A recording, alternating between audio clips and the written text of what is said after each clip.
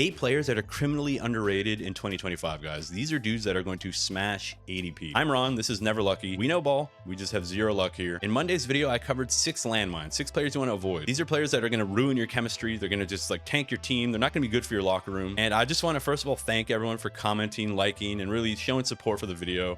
It means the absolute world to me, man. You know, I love just providing value for you guys, you know, watching people like the stuff that I create. So I just want to thank you guys. I only have 1K subs, so you know, any support is always, it means the world. Today I want to get a little bit more nerdy, man. Check the timestamps if you want to skip all this, if you want to skip the intro, skip all that. You go straight to the player names, but I want to talk about how the sausage is made, how I did the research for these players. I'm not just picking them out of the air, you know, out of my ass.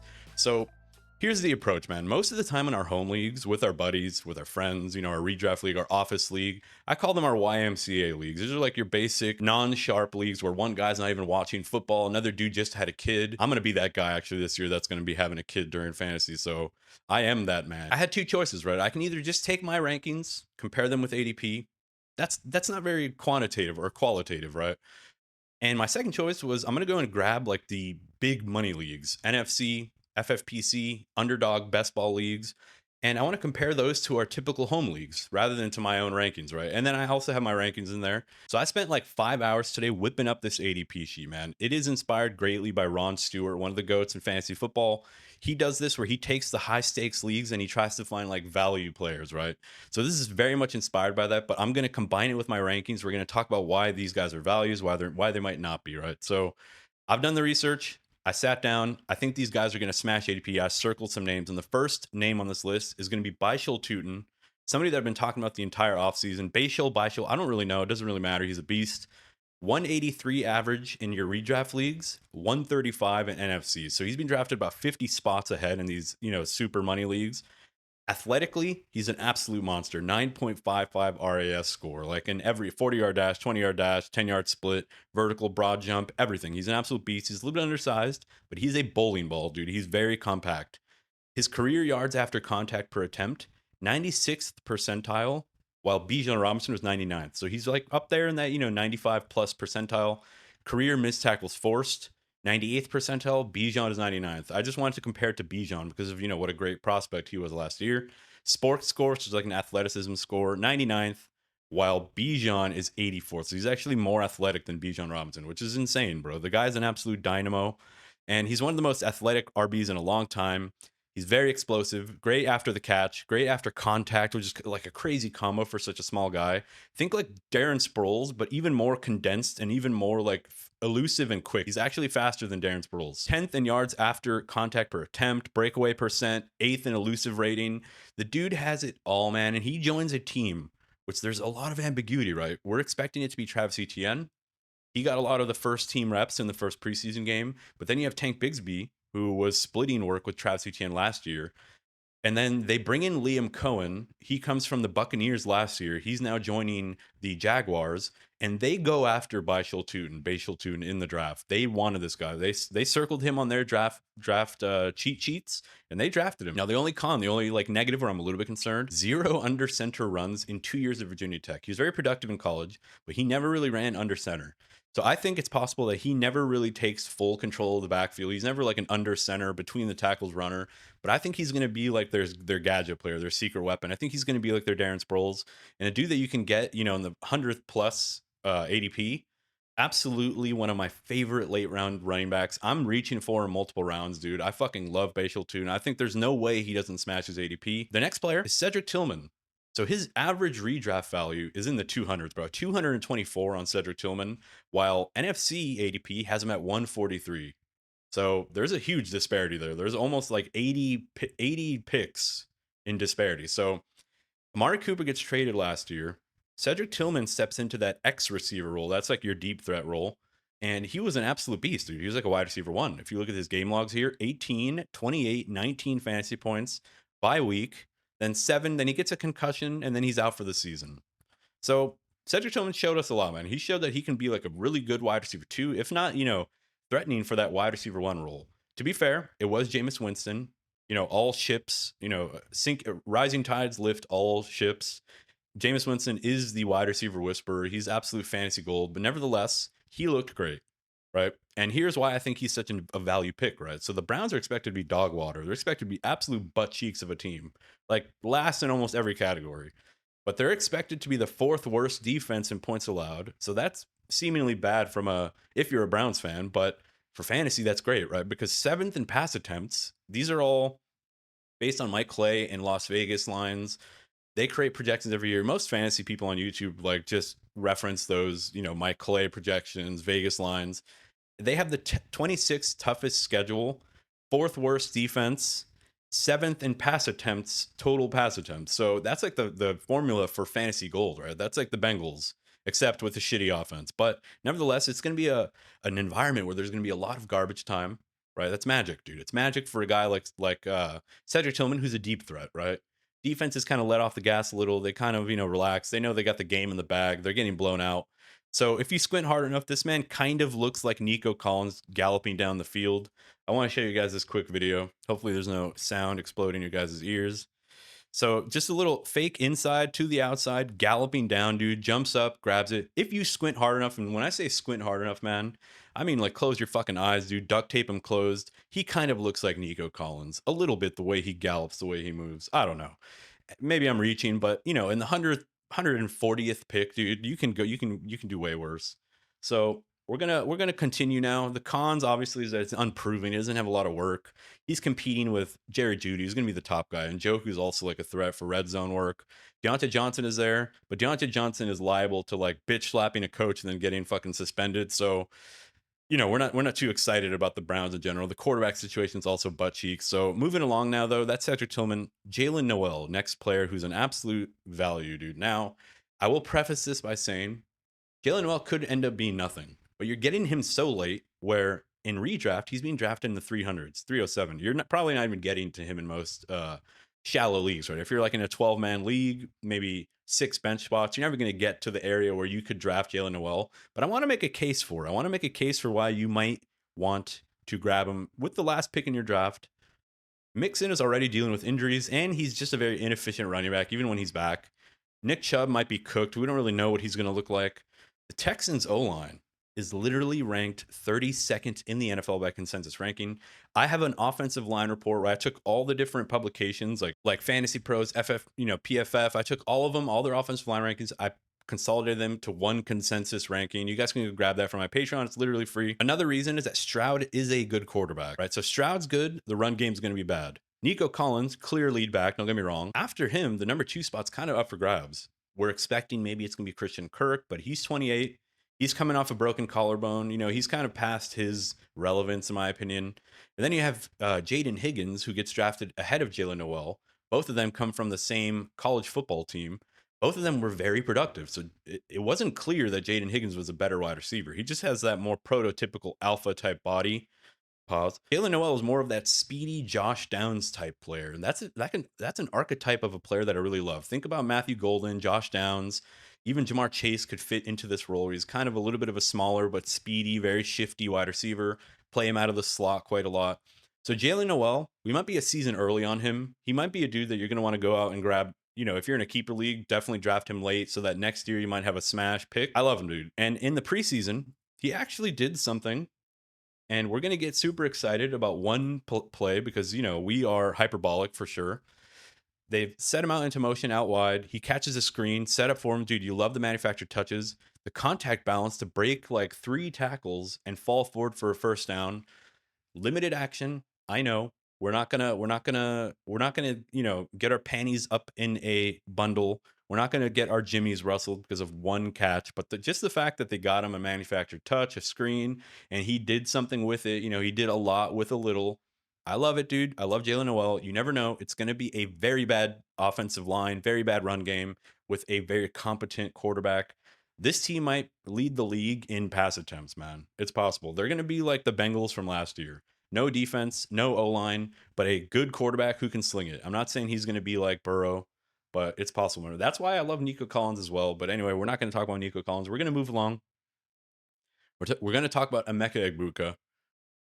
He's being drafted 125 on average in redraft, 65 in NFC ADP. So that's like a 60 pick difference. So he's being drafted in the top 60 or in the top 70 in NFC, bro. People are sharp in those leagues, as I mentioned.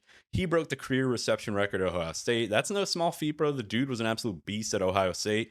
I mean, beating the reception record at Ohio State as a wide receiver is insane. Think about the other wide receivers that come from that school, man. Chris Olave, Marvin Harrison, Garrett Wilson. There's so many big names. That's just in recent years, right? So Chris Godwin, his reports have been kind of bleak. I'm going to show you guys these reports here. On the status of wide receiver Chris, this is from Brian at Dix on Twitter. He's advancing through his protocols. He's exactly where they anticipated and hoped he would be at this point. We still got a ways to go. That was August 5th. We still got a ways to go. You don't have to see, man. We're a month away from the season, and he still has a ways to go. That is bad news. Or another reason why Emeka Egbuka, I'm really excited about him, is that the Tampa Bay Buccaneers were 5th in total pass attempts in 2024, and Josh Grizzard, who's the new OC, he worked very closely with Liam Cohen. He was essentially his protege. I expect a similar offense, high passing, a lot of like a high passing offense similar to that Liam Cohen style. So I'm not too concerned about their pass attempts going down. But Baker Mayfield has proven that he can be a very competent quarterback. Emeka Egbuka's reception perception profile is also very nice. Something that we love personally. Matt Harmon does these reception perception profiles every year, and Emeka Egbuka charts very well across the board. So 68% success rate versus man. You'd wish that's a little bit higher, but that's okay. 83.6 against zone, 81% against press. So the two important ones, in my opinion, are zone and press. A lot of teams play zone right now. And if you have an 83% success rate against zone and you're a slot receiver and you're a big slot receiver, that's like a recipe for success, in my opinion. We're going to move along now to the next player, TreVeyon Henderson. Look, man, I need to make a declaration, a royal decree. TreVeyon Henderson is the absolute best draft pick in 2025, outside of the first 2 rounds, obviously. Not only is he going to smash ADP, he's going to win leagues. That's it. Royal decree, dude. It is set in stone. He ran a 4.38 in college or in the combine, 96.3 grade on gap runs, elite burst, elite breakaway potential. He's projected to be the 3rd down back for New England. He's stuck behind Ramondre Stevenson, quote unquote. And, Antonio Gibson's also there, kind of being annoying. But listen, the last time Josh McDaniels, who's the current offensive coordinator, was with the Patriots, Ramondre Stevenson was also with the Patriots, and Josh McDaniels did not want to give the job to Ramondre Stevenson. He kept Damian Harris's slow ass on the field, and he leaves. Josh McDaniels comes back, and instantly they draft TreVeyon Henderson. I don't think Josh McDaniels likes Ramondre Stevenson. I don't think he's excited about Ramondre. I think it's going to be TreVeyon Henderson at some point. I think he's going to take over the backfield easily. Just look at this fucking PFF chart for Ramondre Stevenson, man. The dude is an absolute bum, bro. Like, in 2021, when he was a rookie, he had an 81.1 PFF grade. People were excited about him. He had a lot of hype back then. But every season after that, he's just declined. 81, and then 71, then 69 last year. Nice. His offensive grade last year, out of 59 running backs, he was 35th. So he was just bad. And the team wasn't that bad, right? He was in a vacuum, just bad, inefficient and bad. And he never once paid for drugs. But I just think TreVeyon Henderson is going to take his backfield. He's dynamic. In the preseason, bro, he already returned a punt for a touchdown. In practice, he's returning, he's popping off big, touchdowns, massive runs, massive gains. It's just, if you draft Ramondre Stevenson, keep in mind you're going to have a starting running back or a startable running back for about 3 weeks, 4 weeks, and then he's fucking on the streets, man. That's just my opinion. The next player is Matthew Golden. I fucking love Matthew Golden. Every week that passes by, I get sad because more and more hype news comes out about Matthew Golden. And by the time draft season comes, his ADP is going to be insane. He's going 102 in your redraft leagues. He's going 80 in NFC. So a 20 pick difference, because I think, everybody's starting to get a little bit excited about him. 99th percentile 40-yard dash. He ran a 4.29. He's one of the quickest wide receivers. I think he was the quickest wide receiver in this draft class. 91st percentile speed score. So the dude, listen, he wasn't a dominator in college. He wasn't like this massive household name. He was kind of a system player for Texas. But he showed so much talent, skill, potential, and he just played in the system that he was asked to play in, right? It's not really his fault. Now, this team, the Packers, they are desperate, bro. They are desperately looking for an alpha wide receiver. Check out this tweet. The wide receiver room is being brutalized by Andy Herman, NFL. Watson's on the pup. Wicks and Reed are already out, already injured. Savion Williams looked to be off to the side with something earlier and has not returned. Dubs just went out. So in that preseason game alone, every single wide receiver got injured. And, Matthew Golden is the last one remaining. He's the most talented. And let's talk about the Packers, man. So in 2024, they were third to last in pass attempts. Third to last in pass attempts, meaning they don't pass the ball very much. But they were third best in intended air yards per attempt. So what does that tell me? That tells me that they don't want to throw the ball at a high volume, but when they do throw it, they take fucking shots, dude. They drop bombs, man. They're trying to hit those play action passes. They're feeding Josh Jacobs, and then they're trying to, eventually hit those play action deep balls. And that is going to be Matthew Golden. He's going to play the deep ball, role. Jordan Love, 80.1 PFF grade on deep passes, one of the better QBs in the NFL on deep passes. So when they want to throw the ball, they want to throw it deep, get those chunk plays, and then run the ball, manage the clock. That's going to be the Packers offense. And just, in terms of articles, man, this was like literally today on Roto Baller. Packers are enamored with rookie Matthew Golden. It's wheels up, dude. He's going to be the wide receiver one for this Packers team. I think it's not even going to be close. Jaden Reed is already banged up. He's not really a high volume receiver anyway, even if Jaden Reed were not banged up. So wheels up for Matthew Golden, man. I'm so excited about him. I'm trying to draft him in every single league, but his ADP is just moving up, bro. And the next player on this list is Chiggy Okonkwo, my favorite. Listen, every year I punt tight ends, and every year I suffer. So let's at least suffer together, boys. We will be in this together. We will draft Chiggy Okonkwo late because we love, we're masochists. We continue to ignore tight end because we think it doesn't matter. And then mid-season, we're like, why the fuck didn't I draft a tight end early? But we're in this together. 234 redraft average, 234 overall. He's not even being drafted in some leagues. NFC has him at 197. So he's still being drafted late in NFC. But I think that's going to change, man, because, he's only 25. The usual breakout age for a tight end is around 25, 26. And his usage really grew over 2024. When Mason Rudolph became the starter, who was a much more competent, a little bit more experienced quarterback, Chiggy Okonkwo had 10, 11, and 7 targets in those final 3 games. Very involved dude. I mean, over 10 targets for a tight end. You love it. And Cam Ward is now stepping in as the quarterback. He's the number 1 overall draft pick. He's an aggressive downfield thrower, man. Cam Ward is not a conservative, dink and dunk type quarterback. He loves throwing deep, and he can throw deep. And the current pass catching options on the Titans are Calvin Ridley, clear number 1. And then it's like Alec Aomanor, Tyler Lockett, who's like 83 years old. And then it's Chiggy Okonkwo, bro. So I think it's wide open. Like the number 2 guy is wide open. And there could be even games where Chiggy Okonkwo is just getting peppered targets underneath because he's going to be like the short yardage guy most of the time.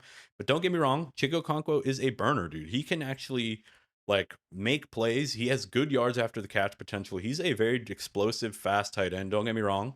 He's not just going to be a dink and dunk guy. So I'm excited, man. In the first preseason game, Chiggy Okonkwo was on the field for 100% of the snaps with Cam Ward when Cam Ward was in the game. So you love to see it. You love a 100% workload tight end who's always on the field, whether he's blocking, out there running routes. We need more data. Obviously, we need to see if he's out there running more routes or if he's blocking. We will address that in a future video. And, we love tight ends on teams with few big time options. It's just Calvin Ridley, and then it's going to be Chiggy Okonkwo. It's going to be his job to win, right, or to lose. So the next player, I think it's the last player. This is the man that I'm willing. Listen, I'm going to go outside, find the nearest bum, beat the shit out of him if I have to in order to draft Josh Downs, currently going to 125 average in redraft and 89 in NFC ADP. So he's in the top 90 in NFC ADP. Over 120, over 120 in redraft. Josh Allen's going wide receiver 46 in redraft is silly. He's top 10 in targets per route run at 27.5, and a 2.2 yards per route run is better than Amon-Ra St. Brown, believe it or not. He's only 23 years old. Whether it's Anthony Richardson or it's Daniel Jones, I think he can be good regardless. He was decent with Anthony Richardson last year. This is the chart that shows the yards per route run and the targets per route run. So he's in the top, he's number 4 in targets per route run. Dude, it's such an important metric for anyone that's wondering. It helps us determine if a wide receiver is good in a vacuum. Like, forget the situation they're in, forget like the quarterback situation, the O-line, the scheme. when they're out there running routes, how often are they getting targeted and how many yards do they get per route that they run? It's a fantastic indicator to tell us how good this wide receiver is. Just look at the names that he's lumped around, right? Like, forget Dontavian Wicks on that list, but everyone else, very good, right? So, Josh Downs, I mean, I've been talking about this guy all offseason. Reception by Matt Harmon. I'm bringing that up again. He clears every single category. 76.7 success rate versus man coverage, 90th percentile, 86% success rate versus zone. That's the 92nd percentile. 77.1 success versus press, 82nd percentile. Across the board, he's got green. He's one of the best, most, underrated wide receivers in the NFL. And one more thing about the Colts, man, they have the 12th easiest wide receiver schedule in the NFL this year. And the Colts, dude, I think they're going to be a better offense. I think they're going to be slightly improved. Jonathan Taylor's finally healthy for once. Daniel Jones, if he comes in and has to play, he's a little bit of an upgrade over who they had in the past. Sam Ellinger, fucking bust stop Magoo. I don't know who else they had at QB, but I think the Colts are going to be better than we think. And I think Josh Downs is going to absolutely surprise you. Getting this guy in the 100 plus, overall pick, he's going to be a fantastic pick too. He's somebody that I love. I'm trying to draft him in every single league. I'm planting my flag on him. Maybe I'll fucking regret that, but nevertheless, that's the video, man. Hope you guys enjoyed it as much as you guys enjoyed the one on Monday. If you guys like the stuff that I'm doing, I have a Patreon where you guys can go sign up, register for free. There's a lot of assets I'm going to be publishing. I'm going to be publishing rankings, flex rankings, this ADP report. I might gate that one, put that one behind a subscription because it took me so much time to actually do it, man. Like, I'm doing this entire thing for free. I've made like 20 bucks from YouTube AdSense, but hope you guys like the video, man. Again, and I will catch you guys tomorrow where we will be doing a draft strategy video. This is the first draft strategy video of the off season. It's a little bit late. It's already the 14th, but we're going to be releasing preferred draft strategy in 2025. So stay tuned for that, guys, and I will catch you guys in the next video. Peace.